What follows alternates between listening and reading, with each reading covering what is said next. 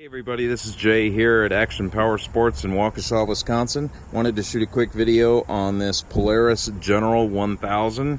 This is also the General 4-seater, as you could see. This is kind of a little more rare of a vehicle, because the General, as you know, has full doors on it. This actually has 4 doors on it and seating for 4.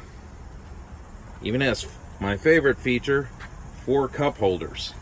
But this one also comes with the ride command system, so if you like to get information as you're riding along on the trail, you can play music.